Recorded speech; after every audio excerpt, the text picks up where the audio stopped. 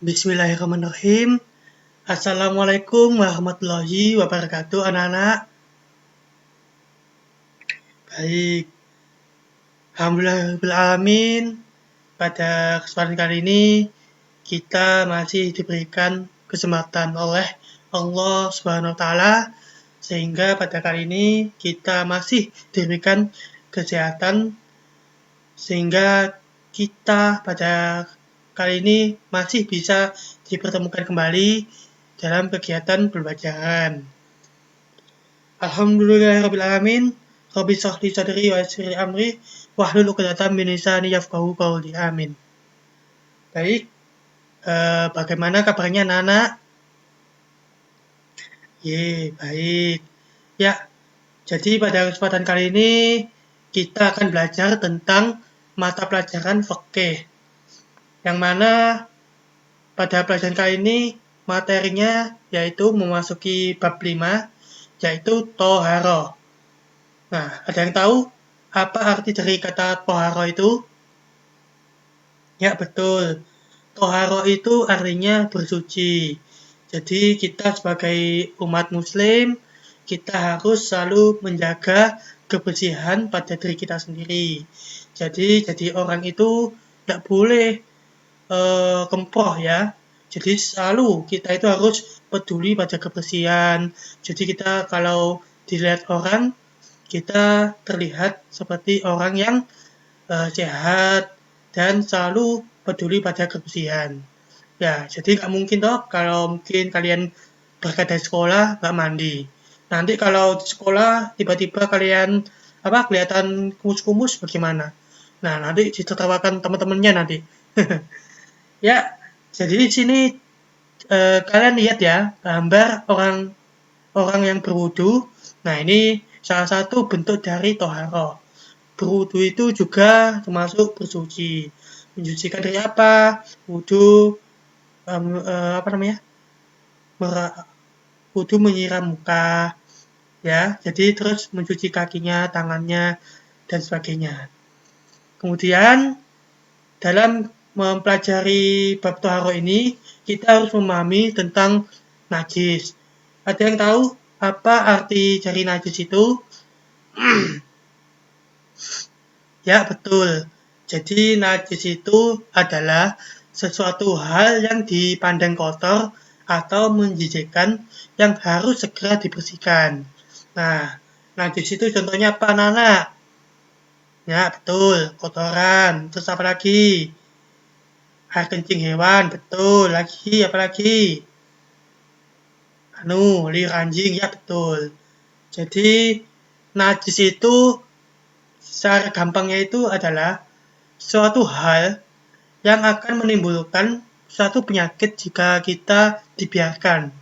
Contohnya, kita jarang mandi, nanti lama-lama badan kita akan terasa gatal-gatal. Nah, kenapa kita harus selalu jaga kebersihan? Karena ada hadis yang berdalil an-nadhafatu minal iman. Kebersihan itu sebagian daripada iman.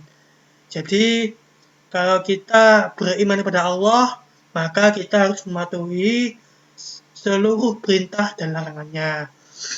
Nah, contohnya kalau kita masuk masjid, kita kan harus dianjurkan memakai baju yang bagus. Terus kita harus selalu menjaga kebersihan. Nah, itu kita harus diamalkan dalam kehidupan sehari-hari. Jadi, saya berharap ya pada pertemuan kali ini saya nggak pengen kalian nanti pas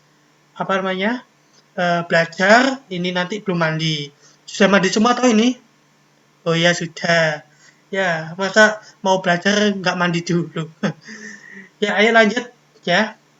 Nah, macam-macam najis. Jadi najis itu diklarifikasikan ada 3. Ya. Jadi ada najis mukhafafah ya yang ini yang gambarnya bayi ya. Jadi contohnya seperti air kencing bayi laki-laki yang berumur 2 tahun dan belum makan. Nah, najis mukhafafah ini termasuk najis yang ringan. Kemudian ada najis mutawasito. Nah, apa itu najis parasito? Contohnya seperti apa? Seperti bangkai, kotoran hewan itu. Terus kemudian ada najis mukholado. Ya, najis mukholado itu seperti anjing, liur anjing, terus seperti apa? Babi. Nah, itu najis mukholado. Artinya najis yang paling berat ya. Kemudian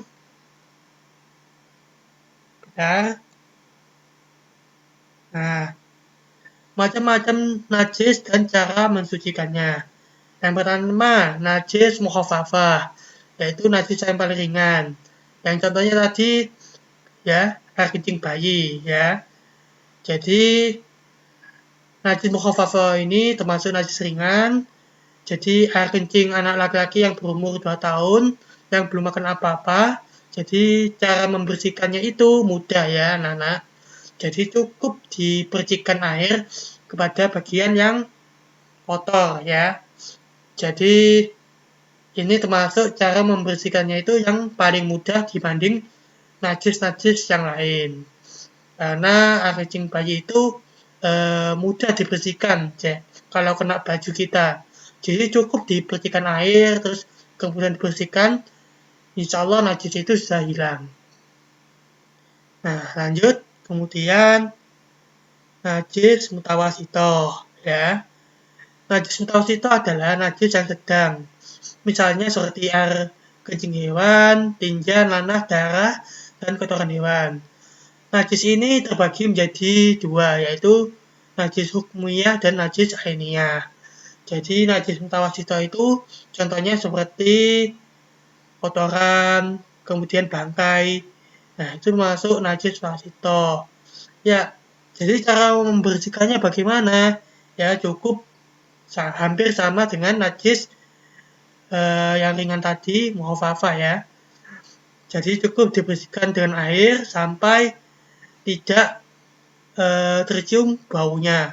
Terus kemudian kalau badan kita terkena tahi ayam, terus kalau masih dibersihkan air terus masih bau, gimana Pak? Nah, caranya ada cara lain. Jadi pada bagian yang terkena najis itu cukup dilumuri dengan tanah liat.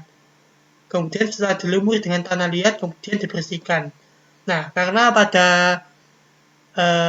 sesungguhnya Bapak telah menemukan penelitian bahwasanya tanah liat itu dapat menghilangkan bau dari kotoran hewan. Nah, jadi tanah liat itu sebenarnya sangat canggih ya sebenarnya. Jadi bau pada kotoran pada yang terkena pada badan kita itu langsung hilang dengan tanah liat. Setelah itu baru dibersihkan dengan air. Kemudian ada najis mukholado. Nah, najis mukholado itu contohnya seperti apa? Nah, betul. Yang tadi contohnya seperti air liur anjing, terus babi. Nah, najis mukholado ini termasuk najis yang paling susah untuk dibersihkan. Bukan susah, tapi agak sedikit ribet lah. Ya, jadi najis mukholado itu termasuk najis yang berat.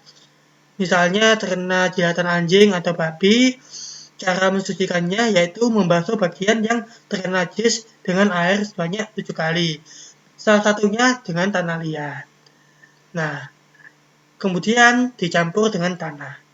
Jadi najis mukholado itu cara membersihkannya itu tidak sama dengan najis-najis seperti najis mukhafafah, najis ringan, najis mutawasito yaitu najis yang sedang. Jadi ini najis yang membersihkannya itu secara khusus ya, tidak sembarangan. Ya, yang tadi dibersihkan dengan air sebanyak 7 kali, salah satunya dicampur dengan tanah liat. Kemudian selanjutnya, nah, benda-benda yang tergolong najis sebagai berikut.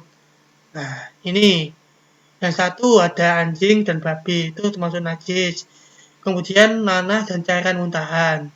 Ya, jadi nanah pada mungkin tubuh kita terkena kayak bisu, bahkan nanah, jadi itu juga najis. Jadi darah itu termasuk najis, jadi kalau di tubuh kita ada darah harus dibersihkan, ya. Kemudian ada kotoran dan kencing hewan atau manusia. Kemudian homer, yaitu arak, ya. Jadi homer itu termasuk najis karena itu juga memabukkan, ya. Kemudian ada mazi. Mazi itu adalah cairan bening yang sedikit kental, yang keluarnya dari saluran kencing ketika nafsu syahwat terangsang. Kemudian ada cairan yang keluar dari kubur atau dubur, kecuali sperma, ya. Jadi mungkin ada yang nggak tahu ya, sperma itu tidak najis, ya. Kemudian ada darah, kemudian ada bangkai, kecuali bangkai ikan, bangkai belalang, bangkai yang tidak memiliki darah yang mengalir itu termasuk tidak najis, ya. Jadi bangkai ikan itu kalau dimakan itu juga tidak najis. Beda dengan bangkai sapi atau bangkai kambing itu kalau dimakan najis, ya. Jadi akan menimbulkan penyakit pada tubuh kita. Kemudian ada sisa air minum anjing dan babi. Karena air liur anjing itu sangatlah berbahaya.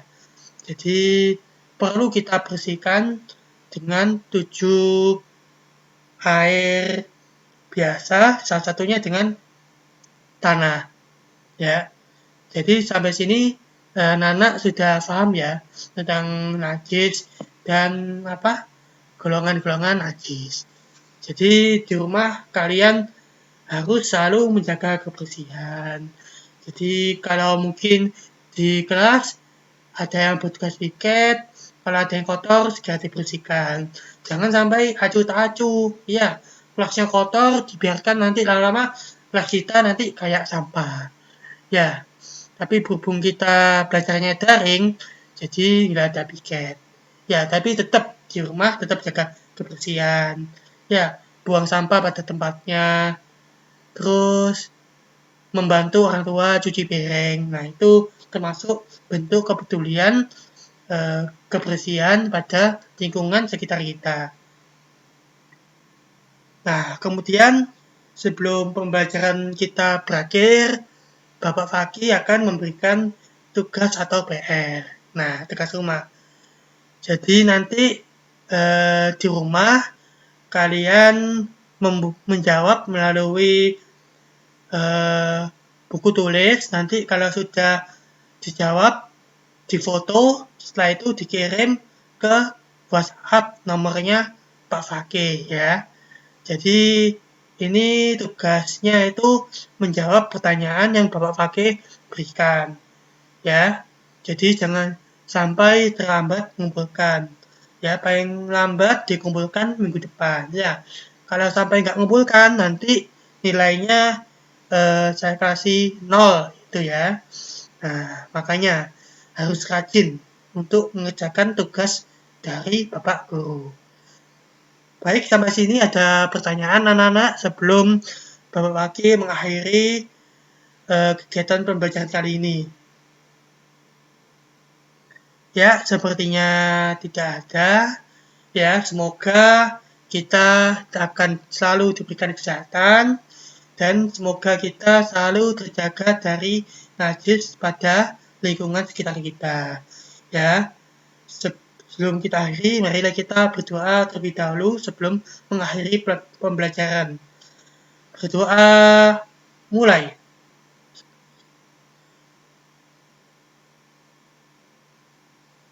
Amin. Baik, alhamdulillahirrahmanirrahim. Sekian, terima kasih. Sebelumnya, mohon maaf apabila ada kesalahan. Sekian, terima kasih. Wassalamualaikum warahmatullahi wabarakatuh. Syukron, afwan.